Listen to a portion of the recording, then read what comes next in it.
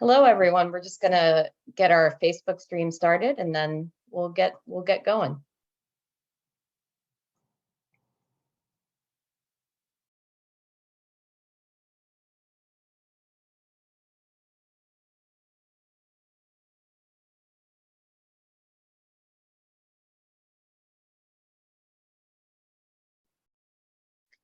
Hello, everyone. Welcome to PHS Live. This evening, I'm joined by PHS Executive Director Nancy J. Taylor and our guest tonight, Dr. Eugene Zubovich, for a discussion about his new book, Before the Religious Right, Liberal Protestants, Human Rights, and the Polarization of the United States. Before I turn it over to Nancy, I wanted to share a few programming notes for tonight. The broadcast is being recorded and it will be live streamed to our PHS Facebook page. The recording will also be available on our website and YouTube page later this week. If you have any questions during the session, we ask that you put them in the Q&A feature, which you can find at the bottom of your Zoom screen. We'll have about 15 minutes at the end of the discussion to answer any audience questions. And with that, I'm going to turn it over to Nancy, who's going to share a little more about tonight's guest. Thank you, Kristen. Welcome, everyone. I am so happy to have Dr. Eugene Zubovich join us to talk about his new book. And it is a new book. It was published this year, 2022, by the University of Pennsylvania Press.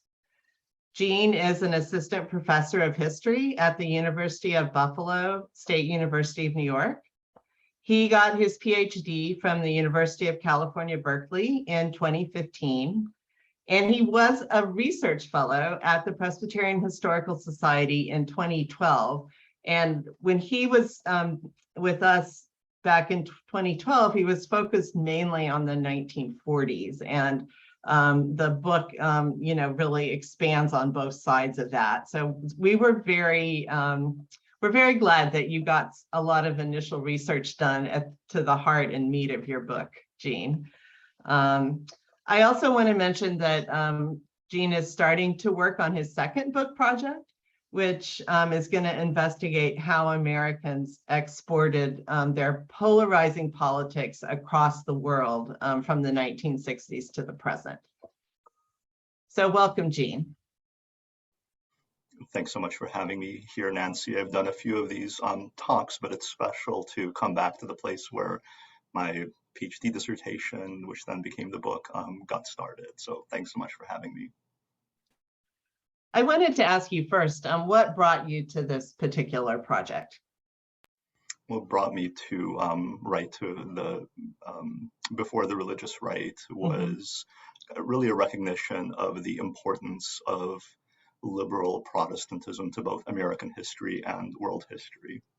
I didn't start out expecting to write a book about the history of American Protestantism. I came upon this project through an encounter with a short book by a pastor who wrote this book in the 1940s, and it was one of the most critical takes on American racism that I had read, written by any white person prior to the 1960s. And so I grew up in the wake of the religious right, and I found this surprising and interesting, and so I delved further into it, and I found this really interesting, intellectually vibrant and politically active world of liberal Protestantism.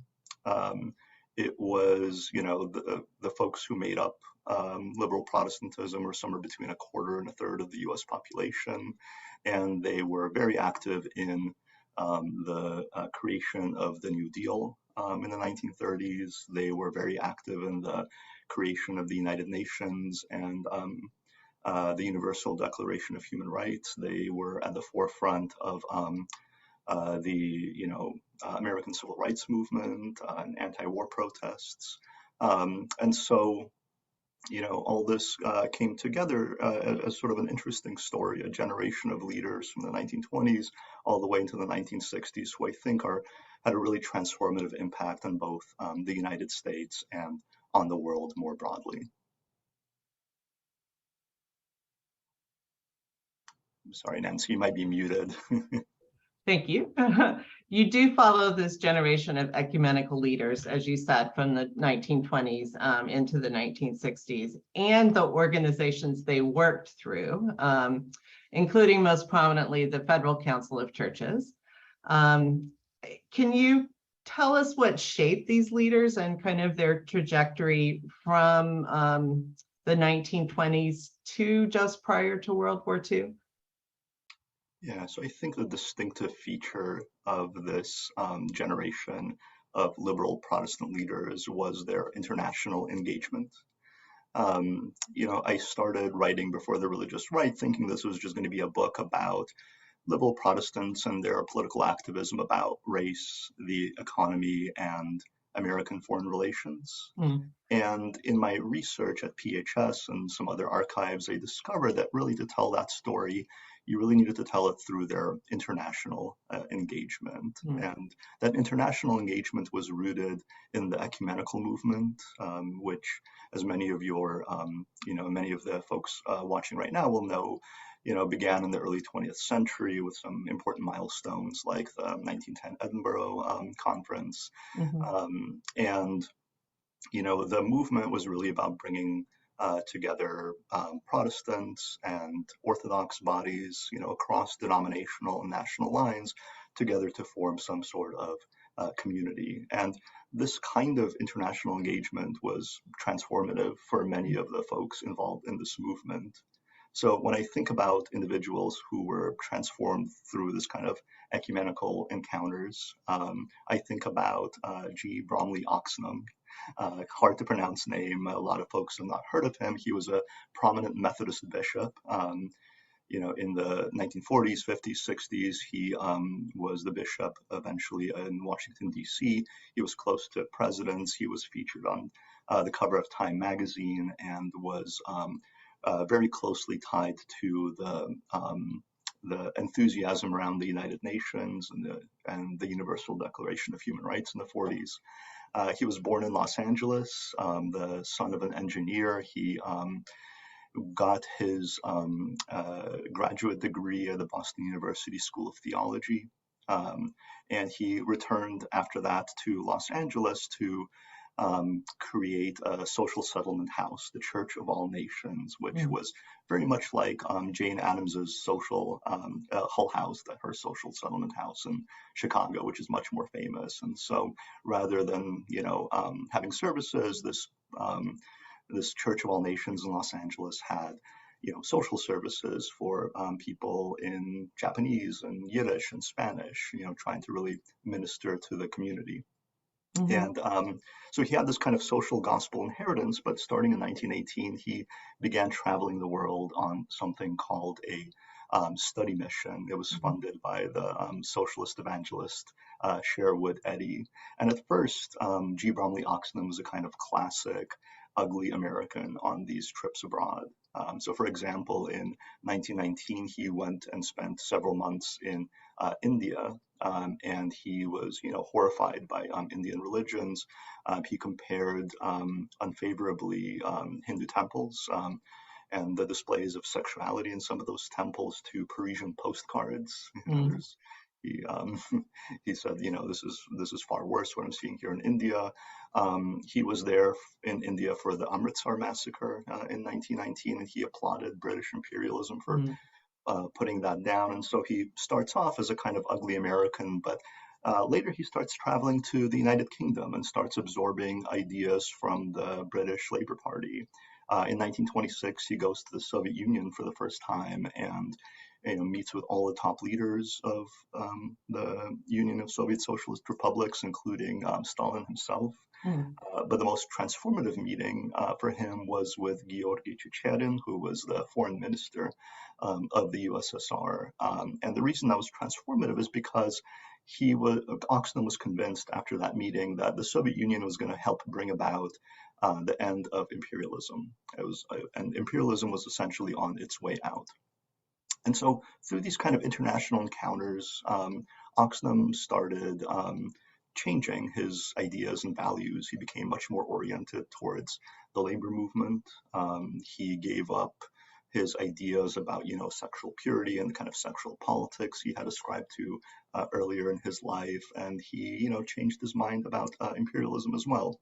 And so what you could see through Oxenham's story is a kind of transformation of this kind of social gospel inheritance from the late 19th and early 20th century into a kind of more, contemporary, up-to-date, internationally engaged view that would really be in line with the views of Franklin Delano Roosevelt by the time he inaugurated the New Deal in the 1930s. Can you say a little bit more about during the course of the New Deal? So after the policies are implemented, what role did the ecumenical Protestant leaders play in basically forwarding the kind of precepts behind that, and even in the success of some of those policies? Yeah, they were hugely important in several pieces of legislation. I should say that a lot of the ideas that would become popularized during the New Deal were being debated in the 20s and 30s in Protestant institutions. And, they were debating something called the, revised social ideals of the Protestant churches. But the important thing about that is that, many of the ideas would become more popular in the New Deal were already being kind of discussed and promoted in the kind of liberal ecumenical Protestant community.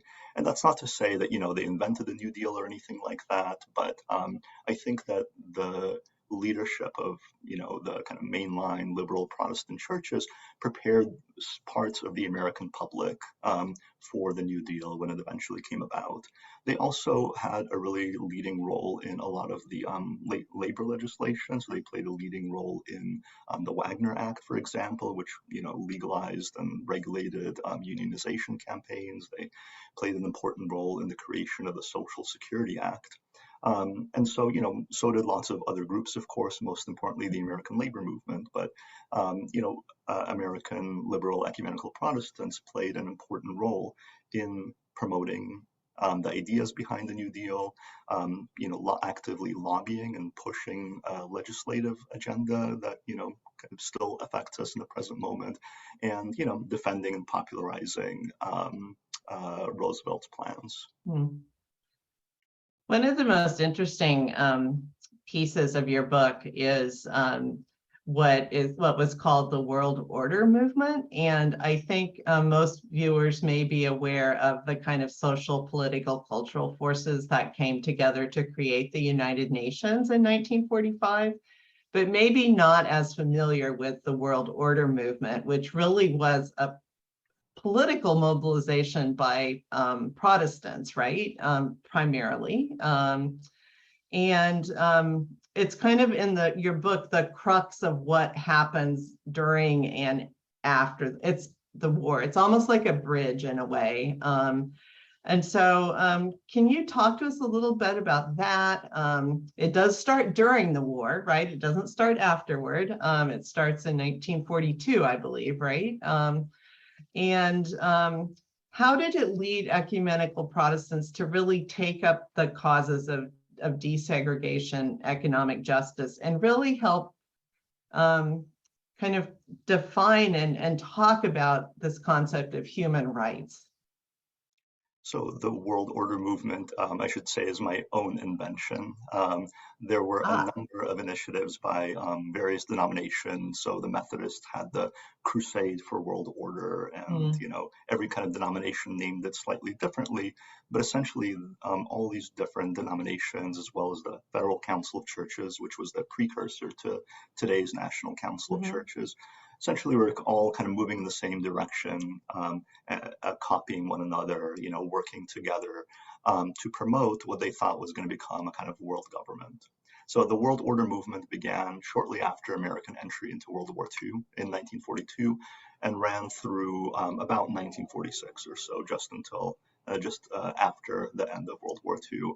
And it was really focused on, creating a new international order. Protestants American liberal Protestants in the 1930s were really, gung-ho about the New Deal. But by the late 1930s, they were deeply divided about the wars in Asia and Europe. And so, you had on the one side, these kind of pacifist contingent, on the other side, a realist contingent. And, they never really sorted out their divisions about whether the United States should be involved in World War II or not. But after Pearl Harbor, the point was moot. And what they found was that even though they couldn't agree about the war itself, if they looked past the war, they could actually come to a common understanding, amid all these factions about what the international order should look like once the war ended. And so during the war, they're having these massive rallies, these big mobilizations. They're, revising church curriculum. They're organizing letter writing campaigns. To the president, to Congress, to members of the armed forces,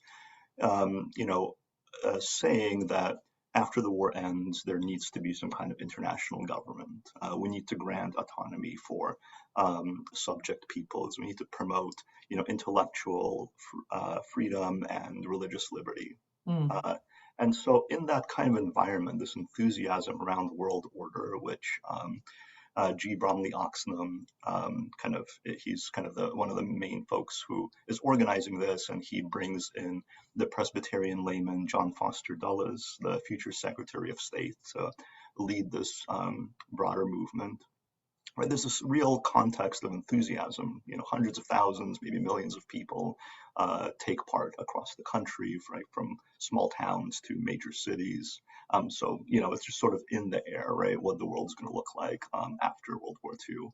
And so in this context, people, the leadership, and the broader U.S. public is much more receptive to ideas by Protestant activists, many of them African American, Japanese American women, who are making the case that in order to create a new world order, you first have to reform the United States.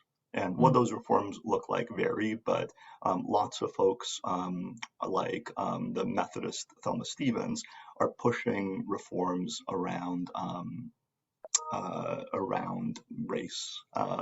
Right, you need to get rid of Jim Crow and segregation in order to create a peaceful and just world. So Thelma Stevens, grows up in a poor farming community in Mississippi. She's white, but by the 1930s, she's really active in a women's group that is going around in the South to trials of African American defendants, witnessing on their behalf, making sure that these all white juries know that they're being watched. By the 1940s, she's in charge of an organization of 2 million Methodist women, and in this community, they're having these really vibrant debates about what world order and human rights mean to them. And so they're talking about, like women's labor rights, economic reform, and most importantly, they're talking about race quite a bit.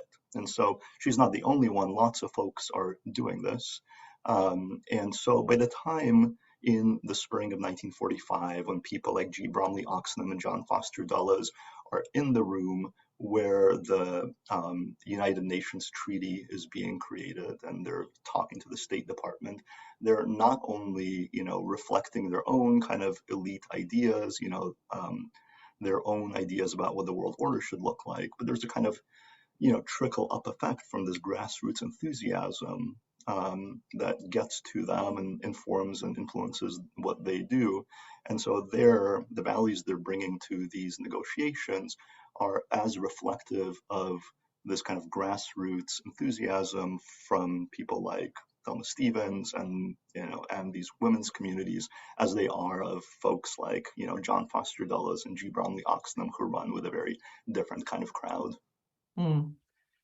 It seems like during this period there is a lot of kind of grassroots groundswell support for these ideas and for thinking about what this new world order might be like and embody. I assume, though, there is some folks out there, Protestants, who do not really think that this is the way to think about these things, that some of the values that go into that larger umbrella of human rights, or that may be not what religious people should be commenting on, or that the whole direction of this is antithetical to the way they see their Protestantism. How does that big kind of groundswell of enthusiasm and support both maybe generate opposition, but kind of set us up for what's going to happen later in the 1950s in particular? Yeah. So in the enthusiasm during World War II, where, patriotism is ascended, unity in the United States is prized, a lot of the kind of disagreements and divisions are under the radar, but they're definitely there. And so that you can get a kind of a person like John Foster Dulles, who will become a very famous hawk when he is Secretary of State under Dwight D. Eisenhower. Or you can get him essentially agreeing with a pacifist, A.J. Musty, who is calling for, decolonization and, the removal of American economic interests from Latin America. That these folks are speaking a common language, right, tells you that there's something going on here. And so a lot of those divisions that are underneath the surface, they sort of agree, yes, human rights, yes, world government, but what they mean by those things is really different, and that difference really gets highlighted during the Cold War. So during World War II, you can already start seeing beneath the surface divisions and polarization that will soon become very evident once the Cold War begins. Your book, how should I say this? There's kind of a traditional view of mainline Protestants that they are fairly anti-communist and defenders of free enterprise during the Cold War. I mean, a lot of folks think that's the height of the mainline Protestant power and influence, but you've presented a much more nuanced view. And why do you think that first view tends to prevail, that mainline Protestants were very anti-communist and all about free enterprise and making and capitalism? But why is that view prevailed? Are there underlying political reasons for that, religious reasons? Yeah, I've been struggling with this question for a long time, and so I think it's an important one. The starting point for this discussion should be that most American Protestants, liberal and otherwise, really didn't like Marxism and communism all that much, and so lots of folks in the liberal ecumenical tradition, made a career out of anti-communism. Reinhold Nieber is probably the most famous example. And so I think part of the reason why, the kind of nuances and subtleties around, Protestant views about communism get lost, partly it's because folks like Nieber take up a lot of the kind of the oxygen in the way that people think about this time period. And so one of the things I try to do in my book is to put Nieber in the context of his community. He's not the only person at that time with, ideas and influence. He's, one among many.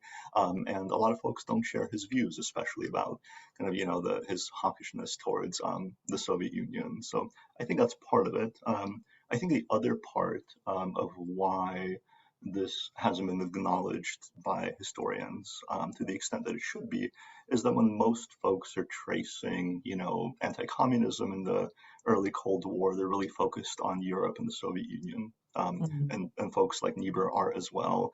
And what I found is that a lot of the subtlety and nuance in Protestant views towards communism really take place when they're thinking about places outside of Europe and North America, when they're thinking about the global South.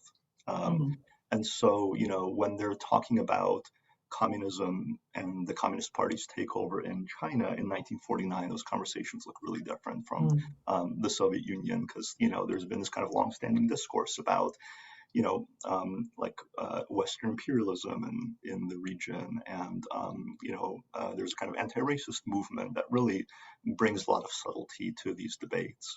And so what I found is that in 1948, with the inaugural meeting of the World Council of Churches, that kind of, one of the main products of the ecumenical movement, they meet in Amsterdam, and, the kind of ecumenical instinct, this desire to gather people together across national boundaries, this is, this is antithetical to a bipolar world, right? From the very beginning, the World Council of Churches has Protestant ministers and Orthodox ministers from Eastern Europe, which is under communist control, and from China, and they have supporters of, Mao on their boards of, boards of directors, and so from the very beginning, the kind of global ecumenical movement says, we're not taking sides in the Cold War. What's important is bringing people together.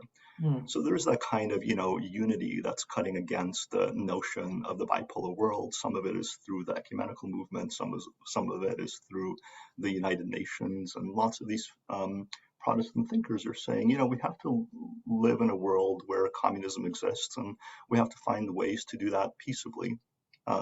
While at the same time, people like the theologian Richard Shaw, this Presbyterian missionary who split his time between, missionary educational work in Brazil and Princeton Theological Seminary. He goes back and forth between the two quite a bit. In the 1950s, he's really paying attention to grassroots enthusiasm among college students in Brazil, and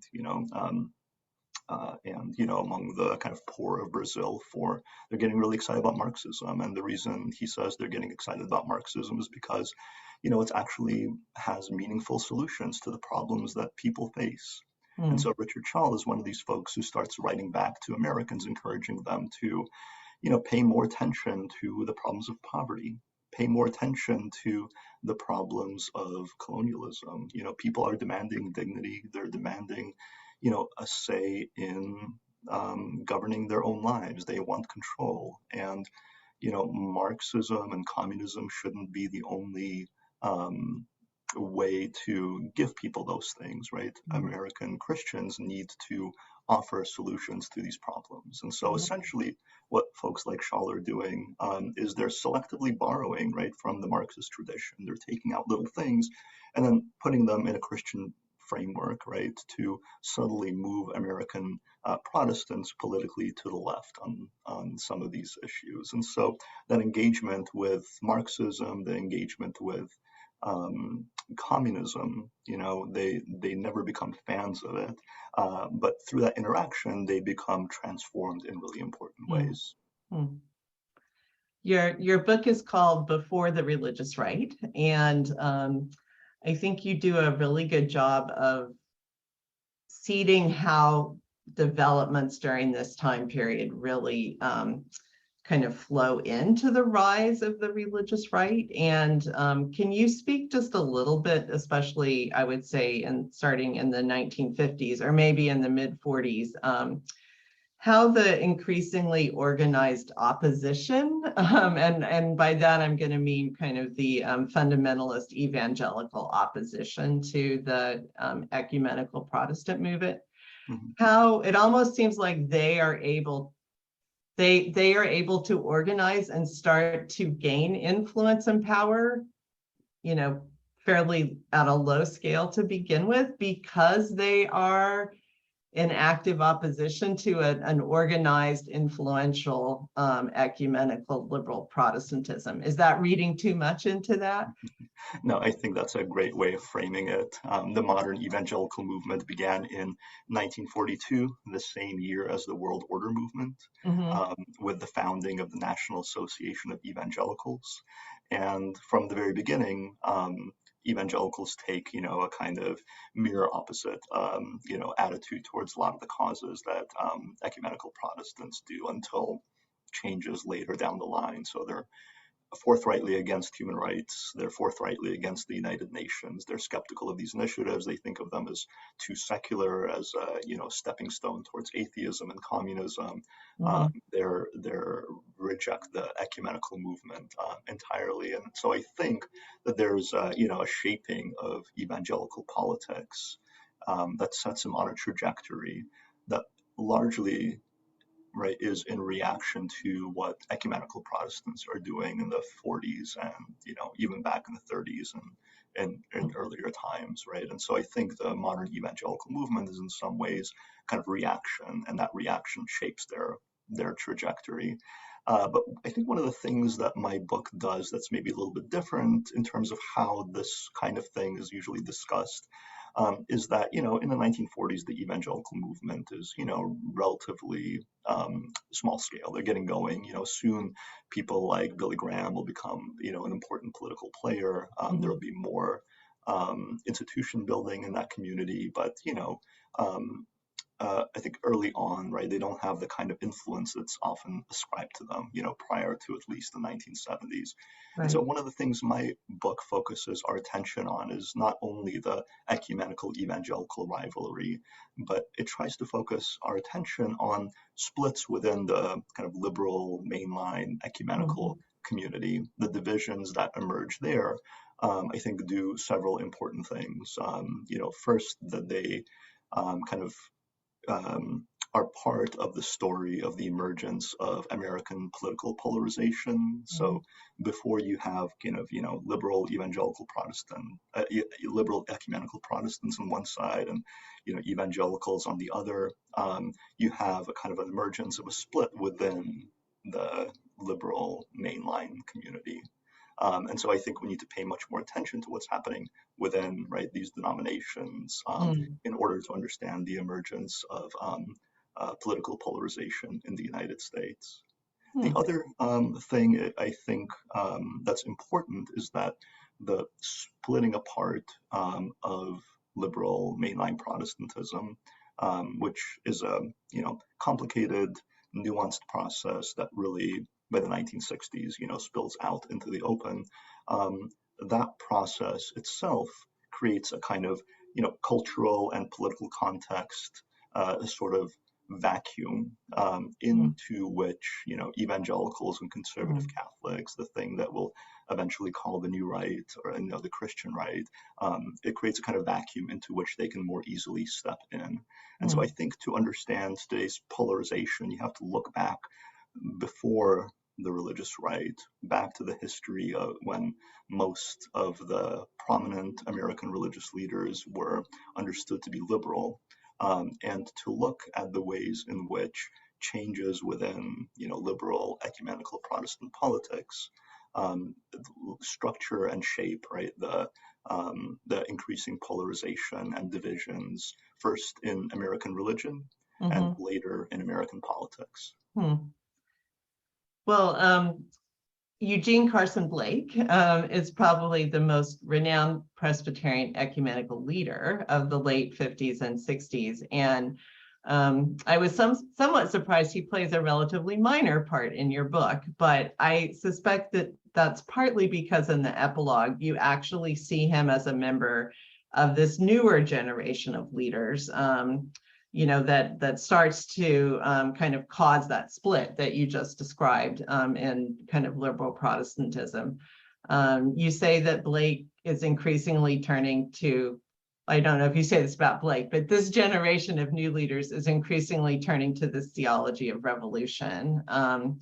Can you speak a bit about that? And I know you've started researching a book that will kind of start in the 60s and bring us up closer to the present. Do you have additional insights from that research that you might want to share about Eugene Carson Blake?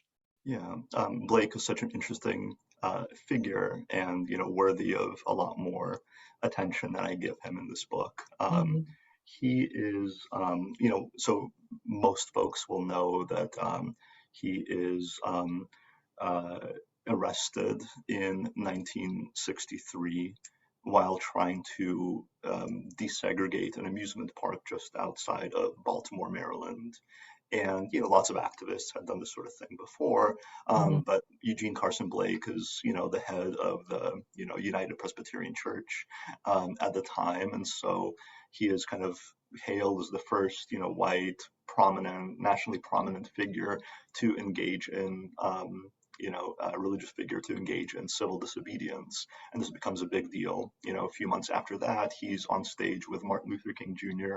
at the March on Washington, addressing the, shameful fact that American Protestant churches were still segregated by race and continued to be that way despite, 20 years of proclamations. Yeah. And so for me, Blake, although he's not that much younger than many of the figures I talk about, this kind of generation of leaders, in style, especially in his political style, he, departs from what I call the position paper liberalism of, mid-century ecumenical Protestantism that, in the 30s, 40s, 50s, there are countless meetings, committees, white papers. That is kind of like the essence of liberal politics in that era. And so I think there's some kind of an important shift when Blake decides to get arrested, when he engages in direct action. I think that signals a kind of politics that's different from what came before in both style and substance. And so I don't want to diminish the, position paper liberalism of ecumenical Protestants, because I think in its era it did a lot of important things. Pushed the boundaries in terms of religious justification for, economic reform, for, combating segregation and racism, and for, trying to counteract some of the militarism of the United States. So I think all those things are important, but with Blake, there's a kind of more direct confrontational style that's only, highlighted when in the late 1960s, he becomes a kind of prominent figure in the creation of the World Council of Churches program to combat racism, which is going to, from its inception in 1970 all the way through the end of apartheid in 1994. That's the lifespan of the program to combat racism, which Blake is, kind of the key figure in organizing, because he's the at the time the I think executive director, executive secretary, whatever they're called, of the World Council of Churches. He's the person who makes that happen. And this program sent, humanitarian aid to, Marxist guerrillas fighting colonialism in, Mozambique and Angola. Marxist groups like the African National Congress, Nelson Mandela's organization, fighting the white minority government in South Africa. And so I think in addition to this kind of like more activist style, more direct politics, and a greater ease with which, Blake is, feeling comfortable with, cooperating with Marxist, obviously non-Christian movements, all those things make him and his style really different from the folks that came before him. And so I think he's hugely important, right? But you could also see, on the one hand, he, kind of builds on what ecumenical Protestant leaders were doing previously, and on the other hand, he's departing from that tradition as well. So a lot of archival research went into this book. It's very impressive. And we've talked about, there's a chunk of the research that you did at the Presbyterian Historical Society, which is the official archives of both the Federal Council of Churches and the National Council of Churches. And I'm wondering, as you were doing the research, did you find things in the archives at PHS or elsewhere that really changed the course of your book? I went for this book to over 42 archives, but the Presbyterian Historical Society was by far the most important of these. And there are a lot of reasons for that. First and foremost, records of the Federal and later National Council of Churches, which were, the centerpiece of my research. It's a lot of committee meetings and, the kind of liberal position paper style of the era meant that there were a lot of documentations about Yeah. everything that was happening. So I benefited a lot from that. There were sort of key moments that were really interesting. A telegram from the head of the Federal Council of Churches in 1942 to President Franklin Roosevelt, calling the internment of Japanese Americans totalitarianism, right? Like quite a thing to say to a wartime president. Mm-hmm.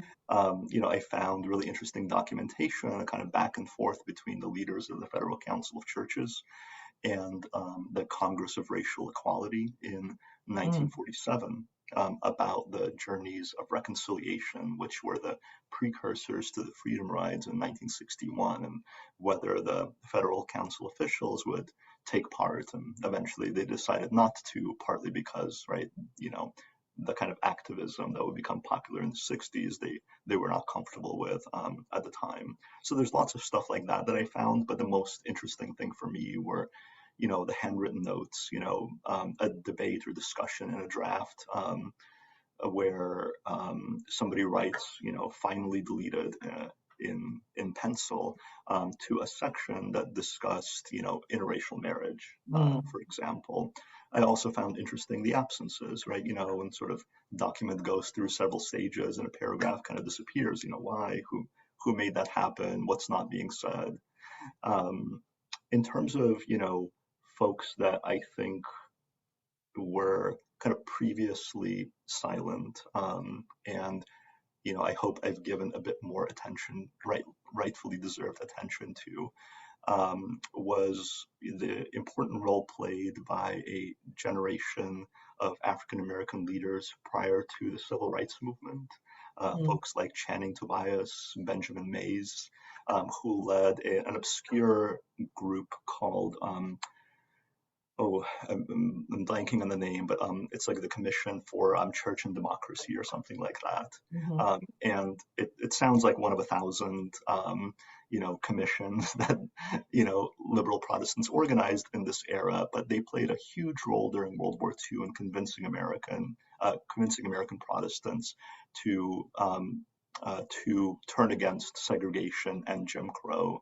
The Federal Council of Churches, along with the Wise, were, kind of leaders in this field, some of the first large, predominantly white organization to say Jim Crow cannot exist if we want to build a, peaceful, and just world. And so,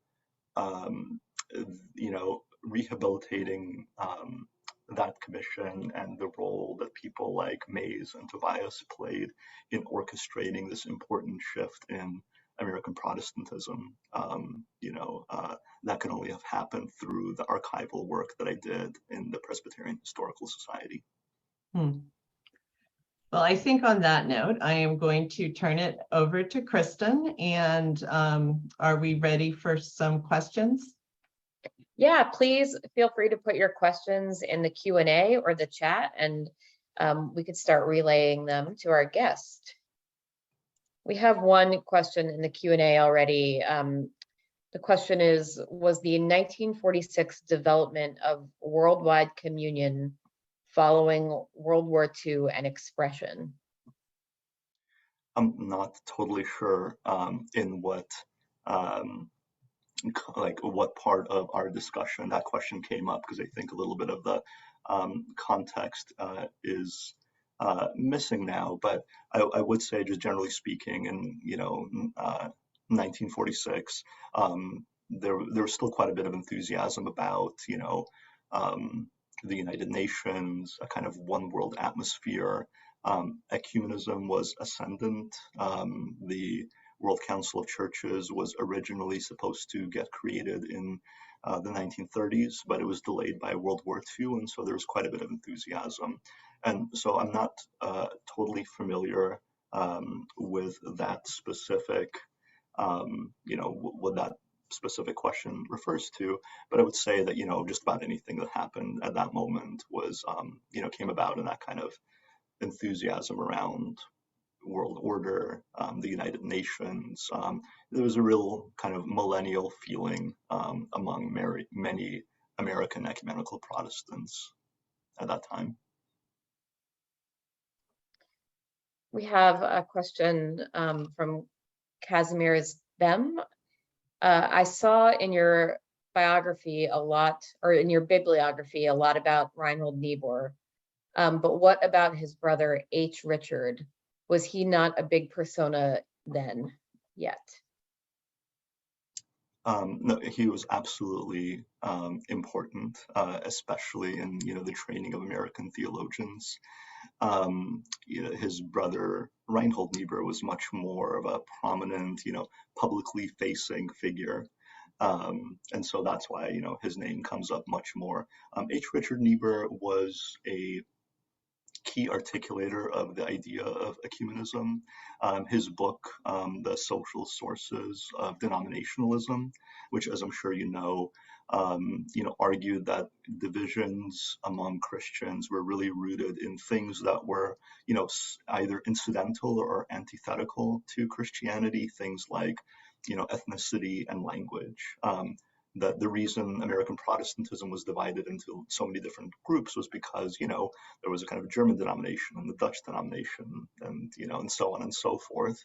Some of the distinctions were class distinctions. And so he early on was a powerful articulator of the idea that American Protestants needed to overcome these distinctions. He argued essentially that these were non-Christian ideas or anti-Christian ideas.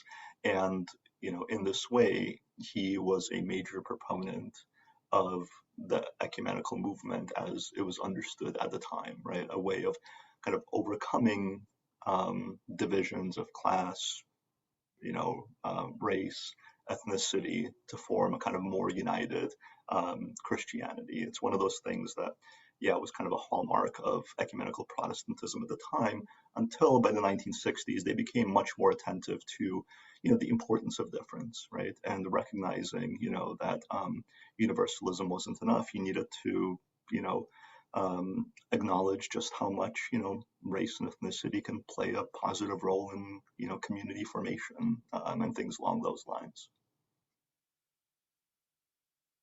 Thank you. We have a question from Bill Leonard. He was wondering if the Federal Council of Churches was incorporated within the World Council of Churches. They cooperated. I don't think it became it didn't get absorbed like, groups like the International Missionary Council, but they very, very closely cooperated. And so many of the officials who took part in the Federal and later National Council of Churches also closely cooperated with the international ecumenical movement, including the World Council of Churches. Ecumenism is oftentimes used to refer to kind of, more global orientation, but people who were involved in both the Federal and the World Council of Churches didn't make those distinctions. They believed that bringing Americans together across denominational lines in the United States was part of the same movement as bringing, Presbyterians and, Greek Orthodox ministers together at the World Council of Churches. They saw that all as kind of a piece. We have another question from Phil Hanna. He said, I grew up in a liberal Protestant community in a missionary family.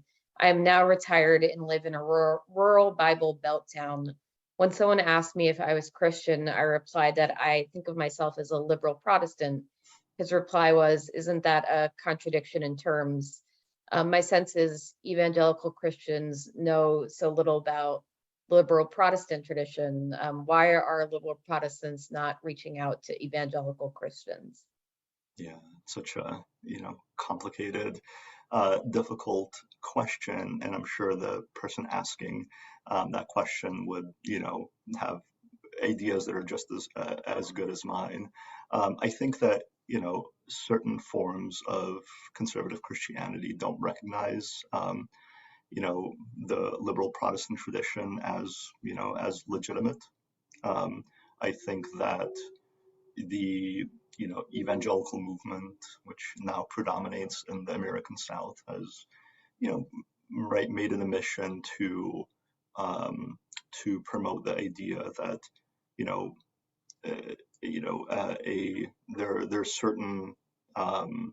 there are certain both theological and political beliefs, right, that mark you as Christian. And if you don't meet those things, right, then you can't possibly be a Christian. I don't need to tell you that that's obviously wrong. That's incorrect. As a scholar, I have to approach my work as, with the starting point of acknowledging, that their Christianity comes in, many forms and sizes. Today there are over 30,000 Protestant denominations. Each one of their beliefs is slightly different.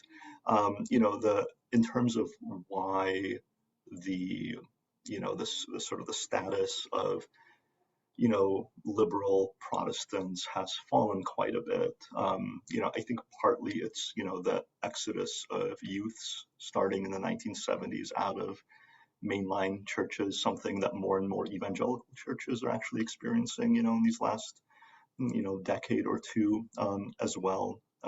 So part of it is a kind of um, shrinking numbers.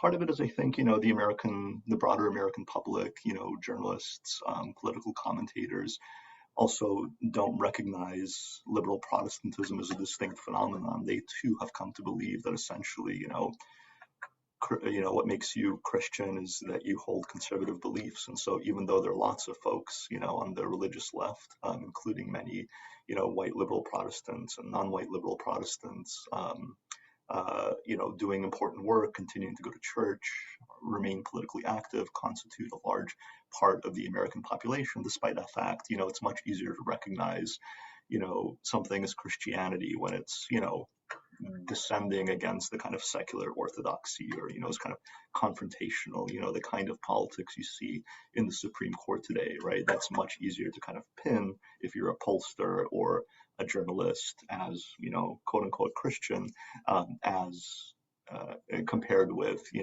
liberal Protestant views that may or may not seem all that different from what secular folks are saying.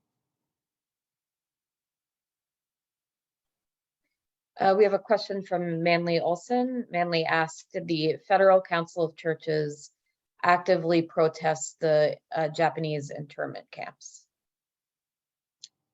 They did, yeah. So one example of that I gave in my discussion of sources, the head of the Federal Council of Churches in 1942 sent a telegram to Franklin Roosevelt calling the move totalitarianism. And so they were vocal about it in some ways, but their activism was limited.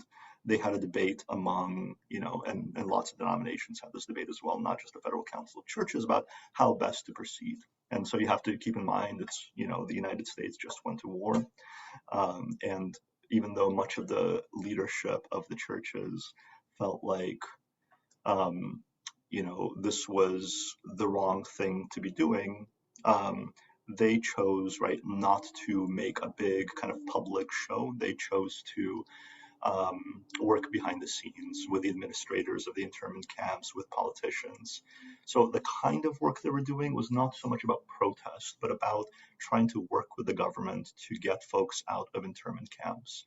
And so the Federal Council of Churches, the Northern Presbyterians, the Congregationalists, a few other denominations were really active in working with Quakers to set up programs to get folks, from the internment camps outside the exclusion zones to places like Chicago, for example. And they would run, hostels for folks to stay while they found housing. They would run employment centers and things like that. After they were really pushing hard to create, ways to filter people out of these camps and to, lobby the military and the government to create, essentially kind of to screen the folks that were in these camps to get them out. And once internment ended, a lot of these denominations and the Federal Council of Churches funded resettlement projects. They even went so far as to, fund the creation of Buddhist temples and, Shinto temples for Japanese Americans, the older Japanese Americans, to worship in. And so, it's a yes and no kind of an answer. I think from our contemporary perspective, we wish, God, wouldn't it be nice if they had done more? Wouldn't it be nice if they more forthrightly and more loudly said that this is wrong, and we're not going to take part in this. We should shut these camps down.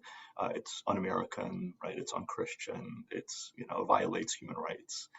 What they actually did, right, was well short of that. They cooperated in some ways with this system, with the purpose of trying to make the lives of internees a little bit better, and to help them, reestablish life somewhere else. So it's not what we hope they would do, but compared to, other groups in the United States, right, it's, more than most folks did at the time.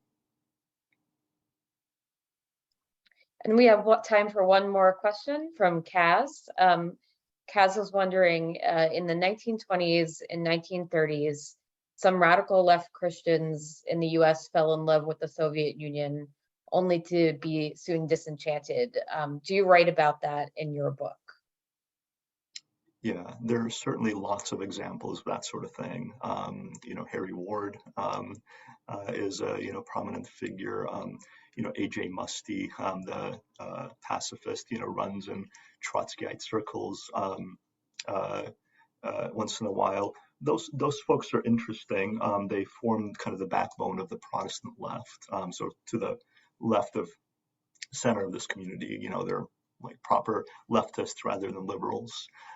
So those folks are important. They form the core of a lot of the kind of activism that takes place, and they're also decimated in the early Cold War. They get red baited right along with other groups in the United States. So that's part of the story. For me, the more interesting story, kind of the counterpoint to that, are the people who were never enthralled by the Soviet Union. People like G. Bromley Oxnam, and Georgia Harkness and many other folks who went there on these study missions, were interested in the place and saw some things that were, was compelling to them without ever becoming, communists or Marxists or leftists, and learned from that. And their experiences, because these folks never got red baited in the same way or not kind of as effectively, that their encounter and the influence of that encounter was actually much more enduring for that community.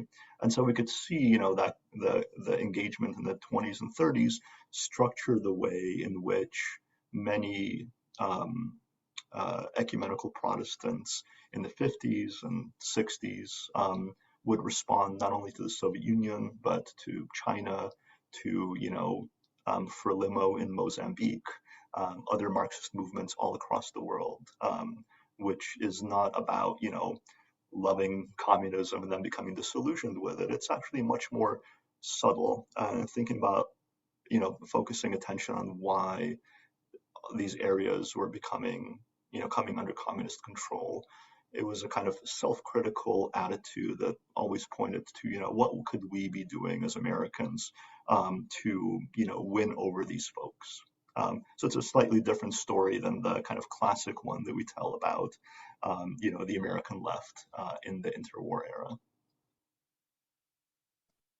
Well, thank you. I think that is all the time we have for questions. I just want to wrap up by thanking our guest, Dr. Eugene Zubovich, for joining us today and sharing about his new book. I am going to drop the link into chat.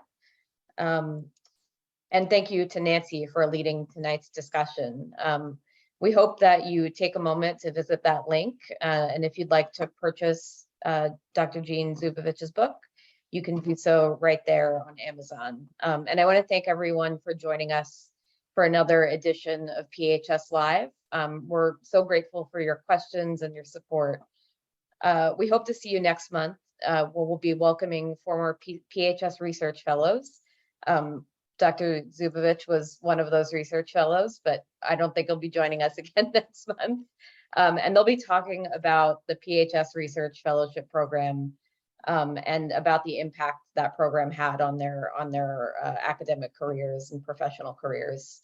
We'll be raising money for that program this year on Giving Tuesday, which takes place on November 29th. And we encourage you to visit our website to learn more about PHS Live and this year's Giving Tuesday. Please feel free to email us if you have any questions, and we hope to see you next month. So take care, everyone. Thank you, everyone. Thank you, Jean. Thanks, Nancy. Thanks, Kristen. Thanks, everybody, for your questions.